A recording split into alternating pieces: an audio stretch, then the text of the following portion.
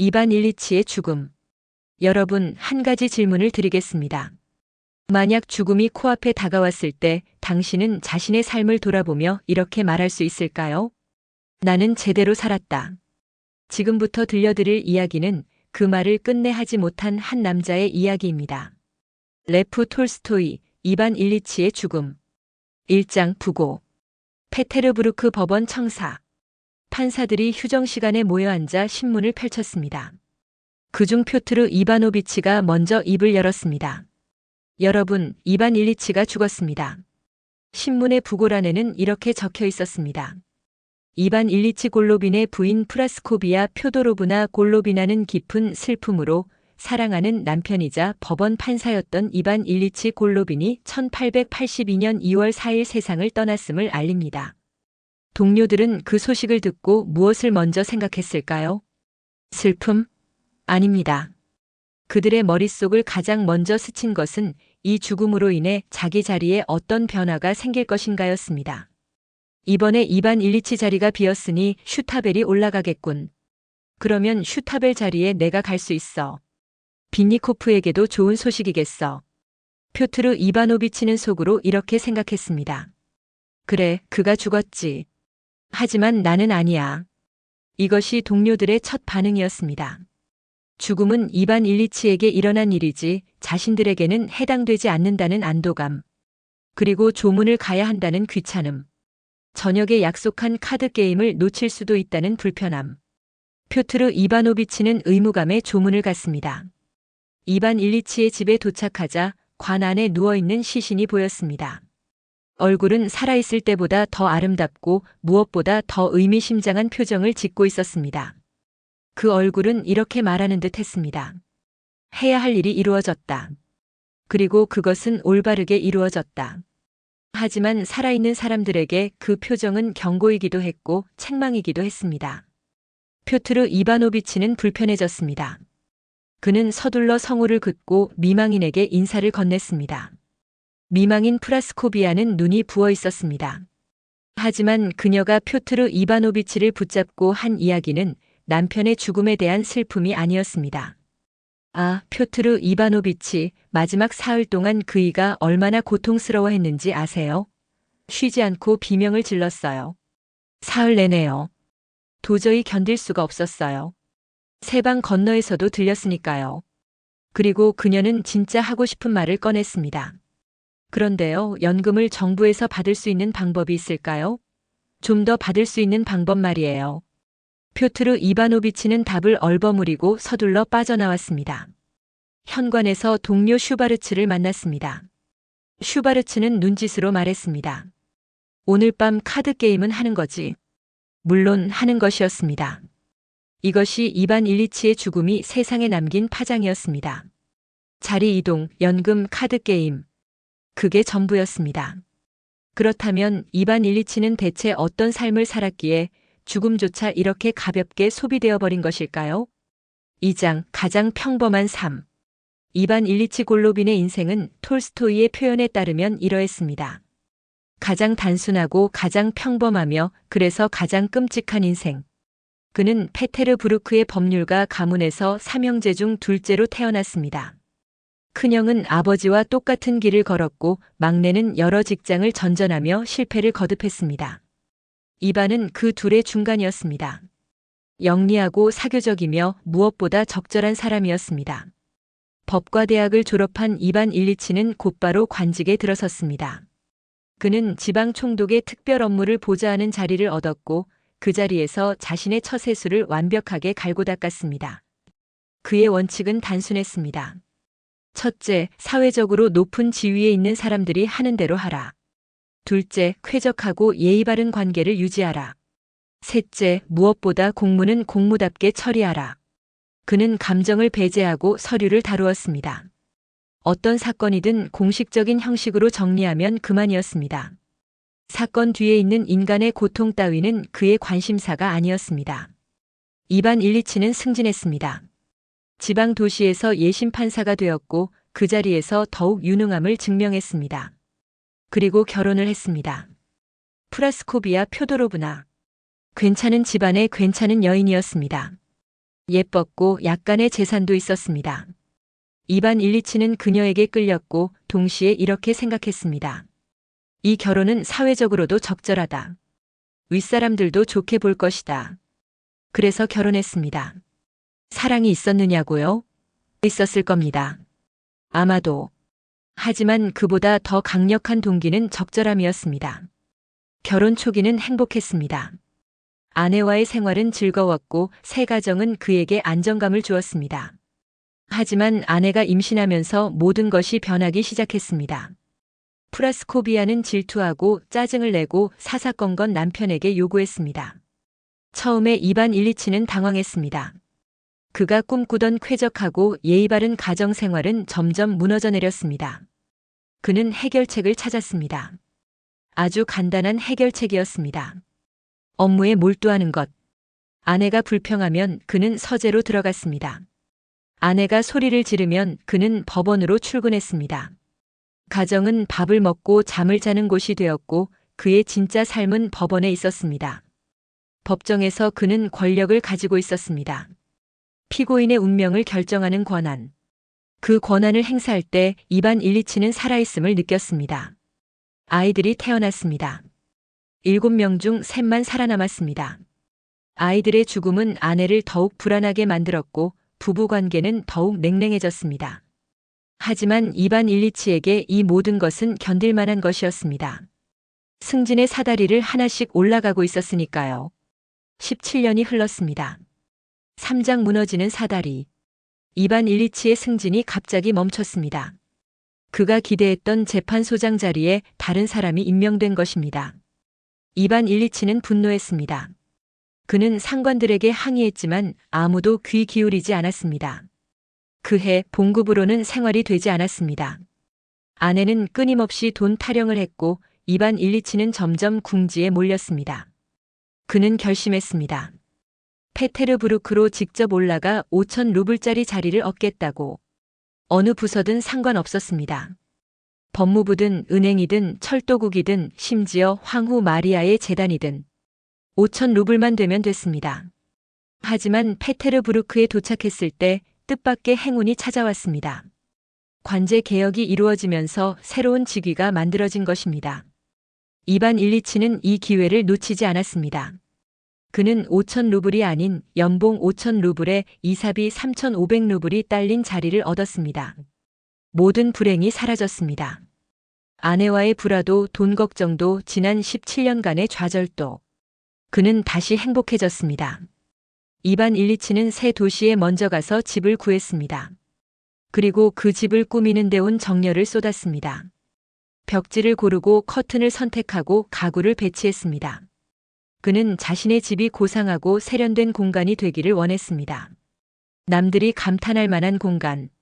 상류층의 집과 똑같으면서도 자신만의 특별함이 있는 공간. 하지만 톨스토이는 이렇게 말합니다. 사실 그의 집은 부유한 채 하고 싶지만 결국은 서로 닮을 수밖에 없는 모든 사람들의 집과 똑같았다. 다마스크 천, 흑단 가구, 꽃과 양탄자, 청동 장식품. 반짝이고 화려한 것들. 모든 중산층이 상류층처럼 보이기 위해 갖추어 놓는 것들과 정확히 같았다. 그런데 바로 이 집을 꾸미는 과정에서 사건이 일어났습니다.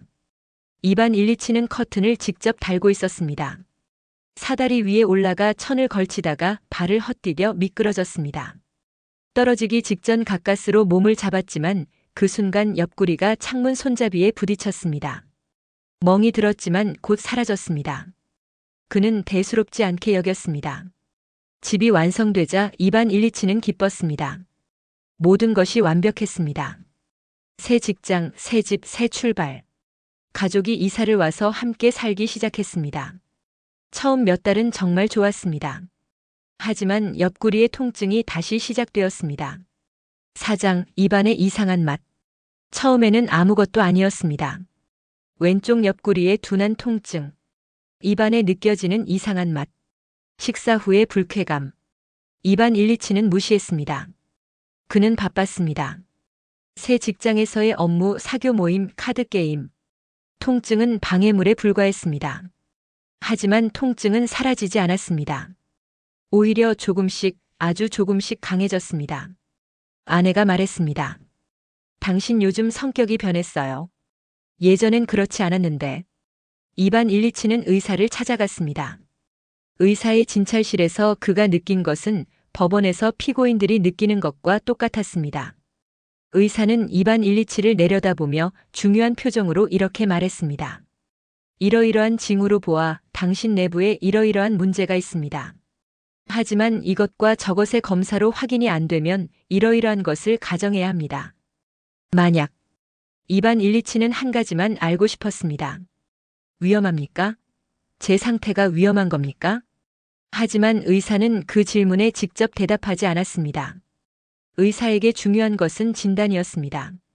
떠돌이 콩팥이냐, 만성 카타르냐, 맹장의 문제냐. 입안 127의 생사 따위는 의사의 관심사가 아니었습니다. 입안 127는 법정에서 자신이 피고인을 대하던 방식을 그대로 돌려받았습니다.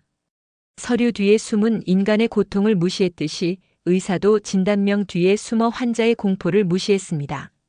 집에 돌아온 입안 127는 아내와 딸에게 의사의 말을 전했습니다. 하지만 그의 말은 중간에 끊겼습니다. 저녁 식사가 나왔기 때문입니다. 그날 밤 입안 127는 혼자 앉아 생각했습니다. 떠돌이 콩팥?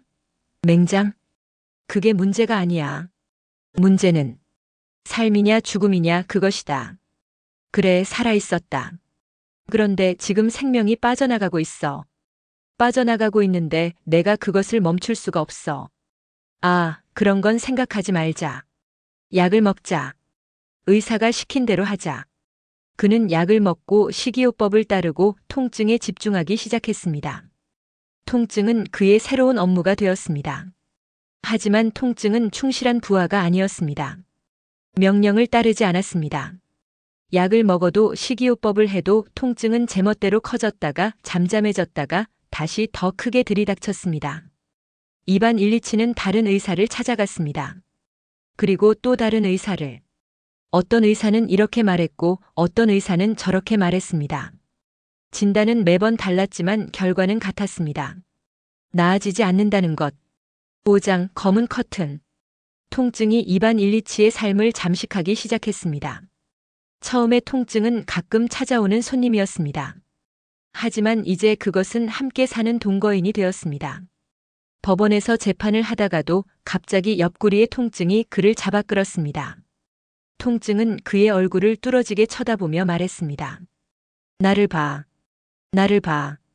입안 127는 정신을 가다듬고 재판을 이어갔습니다. 하지만 통증은 물러서지 않았습니다. 그것은 다시 와서 그의 앞에 섰습니다. 나를 봐.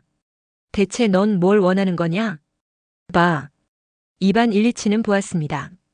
그리고 공포에 질렸습니다. 설마 정말로 죽는 건가? 그 순간부터 죽음은 더 이상 추상적인 개념이 아니게 되었습니다. 그것은 실체였습니다. 그것은 항상 옆구리 뒤에 서서 그를 지켜보고 있었습니다. 입안 127는 유명한 3단 논법을 떠올렸습니다. 카이오스는 인간이다. 인간은 죽는다. 그러므로 카이오스는 죽는다. 평생 동안 이 논법은 완벽하게 옳았습니다. 카이오스에게는. 하지만 입안 127 자신에게 그것은 전혀 다른 문제였습니다. 카이오스는 그저 인간 일반이다. 그래, 인간은 죽는 것이 당연하다. 하지만 나는 카이오스가 아니다. 나는 바냐다. 어머니의 무릎 위에서 놀던 장난감 공을 좋아하던 소년 시절의 냄새와 맛을 기억하는 바냐다. 카이오스가 여자의 가죽 장갑 냄새를 맡아본 적이 있나? 카이오스가 법정에서 휴정을 선언해 본 적이 있나? 카이오스는 죽어야 마땅하다. 하지만 나는, 입안 127인 나는, 나의 모든 감정과 생각을 가진 내가, 그것은 완전히 다른 문제다. 내가 죽어야 한다는 것은 있을 수 없는 일이다. 하지만 옆구리가 대답했습니다. 통증. 둔하고 끈질기고 조용한 통증. 있을 수 없는 일이라고. 하지만 나는 여기 있잖아. 입안 127는 서재에 들어가 혼자 앉았습니다. 책을 펼쳤지만 글자가 눈에 들어오지 않았습니다. 그는 문 뒤에서 그것이 기다리고 있다는 것을 알았습니다. 그것은 들어올 것이다. 그것은 반드시 올 것이다. 그는 일어나 응접실로 갔습니다. 밝은 불빛 아래 사람들이 있는 곳으로. 하지만 소용없었습니다. 그것은 커튼 뒤에서 지켜보고 있었습니다. 6장 거짓말. 입안 127을 가장 괴롭힌 것은 통증이 아니었습니다. 거짓말이었습니다. 모든 사람이 거짓말을 했습니다.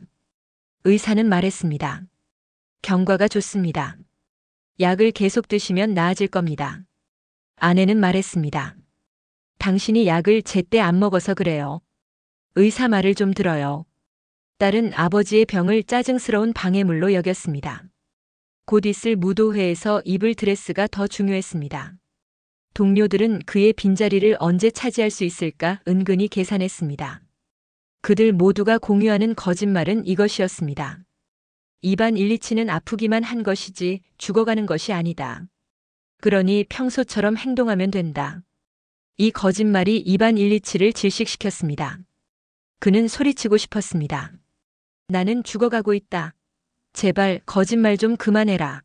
너희도 알고 나도 알고 모두가 알고 있잖아. 적어도 거짓말만은 하지 말아달라. 하지만 아무도 진실을 말하지 않았습니다. 죽음은 그들에게 불쾌한 화제였습니다. 예의에 어긋나는 것이었습니다. 마치 응접실에 들어온 사람에게서 악취가 나는데 모두가 모른 채 하는 것과 같았습니다. 이 거짓말의 세계에서 단 한 사람만 진실했습니다. 하인 게라심. 게라심은 젊고 건강한 농부 출신의 하인이었습니다. 그는 입안 127의 변기를 치우고 그의 다리를 들어 올려 어깨 위에 올려놓아야 했습니다. 입안 127는 다리를 높이 들고 있을 때만 통증이 줄어들었기 때문입니다. 입안 127가 말했습니다. 게라심 힘들지 않느냐? 게라심은 환하게 웃으며 대답했습니다. 아닙니다, 나리. 하나도 안 힘듭니다. 그리고 덧붙였습니다. 우리 모두 죽습니다. 왜 수고를 아끼겠습니까? 이 한마디가 입안 127에게는 세상 어떤 위로보다 따뜻했습니다. 게라심만이 거짓말을 하지 않았습니다. 게라심만이 입안 127가 죽어가고 있다는 사실을 인정하고 그래서 불쌍히 여겼습니다. 입안 127는 게라심이 곁에 있을 때만 편안했습니다. 게라심이 그의 다리를 받쳐들고 밤새 앉아 있을 때 입안 127는 잠시나마 고통을 잊었습니다. 그는 울고 싶었습니다. 누군가에게 안겨서 어린아이처럼 울고 싶었습니다. 하지만 그것은 체면에 어긋나는 일이었습니다. 7장 심연. 병은 점점 깊어졌습니다. 입안 127는 이제 법원에 나갈 수 없었습니다. 소파에 누워 벽을 바라보는 것이 그의 하루였습니다. 그는 끊임없이 생각했습니다. 왜 이런 일이 나에게? 맹장 때문에? 콩팥 때문에? 아니, 그것은 맹장이나 콩팥의 문제가 아니야. 삶과 죽음의 문제야. 생명이 왔고 이제 가고 있어. 가고 있는데 멈출 수가 없어. 왜? 나는 제대로 살았는데. 규칙을 따랐고 적절하게 행동했고 모두가 인정하는 방식으로 살았어. 그런데 왜 이런 끔찍하고 무서운 벌을 받아야 하지? 그러다 또 다른 생각이 스쳤습니다. 혹시 내가 제대로 살지 않은 건 아닐까? 하지만 그 생각을 즉시 밀어냈습니다. 말도 안 돼. 나는 모든 것을 올바르게 했어. 통증은 더 심해졌습니다. 아편을 맞았지만 잠시뿐이었습니다. 구역질이 끊이지 않았고 음식은 넘어가지 않았습니다. 밤마다 그는 검은 구멍을 보았습니다. 좁고 깊은 검은 자루 속으로 빨려 들어가는 느낌. 그는 빠져들기를 두려워하면서도 동시에 빠져들기를 원했습니다. 저항하면서도 끌려갔습니다. 어느 날 아내와 딸이 극장에 다녀왔습니다. 딸은 새 드레스를 입고 있었습니다. 가슴과 어깨가 드러난 젊고 건강한 육체. 딸은 아버지의 병이 아버지 자신의 잘못이라는 듯 짜증스러운 표정을 짓고 있었습니다. 아내가 물었습니다. 약은 먹었어요? 입안 127는 대답했습니다. 약이 무슨 소용이야? 그래, 평소처럼 짜증이나 부리세요. 우리가 뭘 어쩌란 말이에요. 입안 127는 온 힘을 다해 말했습니다. 나를 좀 놓아둬. 제발. 아내는 나갔습니다. 문이 닫혔습니다. 입안 127는 혼자 남아 울기 시작했습니다. 신에게 자기 자신에게 잔인한 운명에게 울부짖었습니다. 왜? 왜 이 모든 끔찍한 일을 내게 하는 거야? 그리고 내면의 목소리가 대답했습니다. 아무 이유 없어. 그냥 그런 거야. 8장 3시간의 비명. 마지막 사흘이 시작되었습니다. 이반 일리치는 비명을 지르기 시작했습니다. 그것은 인간의 소리가 아니었습니다. 으아 하는 비명이 끊이지 않았습니다. 새 방 건너에서도 들렸고 문을 닫아도 소용이 없었습니다. 그는 검은 자루 속으로 밀려 들어가고 있었습니다. 좁고 깊은 구멍. 그는 빠져들고 싶었지만 동시에 저항했습니다. 무엇이 그를 막고 있었을까요? 자신의 삶이 좋았다는 확신. 그 확신이 그를 잡고 놓아주지 않았습니다. 사흘째 되는 날 죽기 1시간 전, 그의 아들 중학생인 바샤가 방에 들어왔습니다. 소녀는 아버지의 침대 곁에 서서 아버지의 손을 잡았습니다. 그리고 울었습니다. 바로 그 순간 이반 일리치는 구멍 속으로 빠져 떨어졌습니다. 그런데 구멍 끝에 빛이 보였습니다. 그리고 깨달았습니다. 내 삶은 올바르지 않았다. 하지만 그것은 고칠 수 있다. 올바른 것은 무엇인가? 그는 아들의 눈물을 보았습니다. 아내의 얼굴을 보았습니다. 그녀의 코와 뺨에는 눈물 자국이 있었고 절망적인 표정을 짓고 있었습니다. 그래, 나는 이들을 괴롭히고 있다. 이들이 불쌍하다. 내가 죽으면 이들이 편해질 것이다. 나도 편해질 것이다. 이반 일리치는 무언가를 말하려 했습니다. 용서해라라고 말하려 했습니다. 하지만 힘이 없어 발음을 잘못하여 놓아달라고 말해버렸습니다. 하지만 그것도 상관없다. 그들은 알 것이다. 9장 빛. 죽음은 어디에 있지? 이반 일리치는 죽음을 찾았습니다. 전에 늘 있던 자리에서. 하지만 죽음은 없었습니다. 죽음 대신 빛이 있었습니다. 그래, 이거구나. 그는 나직이 말했습니다. 그리고 숨을 내쉬었습니다. 그에게 이 모든 일은 한순간에 일어났고 그 순간의 의미는 변하지 않았습니다. 주위에 있던 사람들에게 그의 고통은 2시간을 더 끌었습니다. 가슴에서 무언가 끓는 소리가 났고 여인 몸이 경련했습니다. 그리고 마지막으로 끝났다. 누군가 그의 머리맡에서 말했습니다. 이반 일리치는 그 말을 들었습니다. 그리고 마음속으로 되뇌었습니다. 죽음이 끝났다. 그는 숨을 들이마셨습니다. 중간에 멈추고 몸을 쭉 펴고 죽었습니다. 에필로그 당신에게 묻습니다. 이반 일리치의 삶은 가장 평범한 삶이었습니다. 적절한 교육을 받고 적절한 직장을 얻고 적절한 결혼을 하고 적절한 집을 꾸미고 적절한 사람들과 어울리며 살았습니다. 그가 한 모든 일은 사회가 요구하는 대로 남들이 하는 대로 적절하게 행해진 것이었습니다. 그런데 톨스토이는 말합니다. 그래서 그의 삶이 가장 끔찍했다고. 이반 일리치가 마지막 순간에 깨달은 것은 무엇이었을까요? 아마도 이것이 아니었을까요? 진짜 삶은 적절함 속에 있지 않다는 것. 체면과 출세와 벽지 색깔 속에 있지 않다는 것. 진짜 삶은 어린 시절 어머니의 무릎 위에서 느꼈던 따뜻함, 게라심이 아무 조건 없이 건넨 연민, 아들 바샤의 뜨거운 눈물 속에 있었다는 것. 이반 일리치는 그것을 죽음의 문턱에서야 깨달았습니다. 여러분은 지금 어디쯤 서 계십니까? 톨스토이가 130여 년 전에 던진 이 질문은 오늘도 여전히 유효합니다.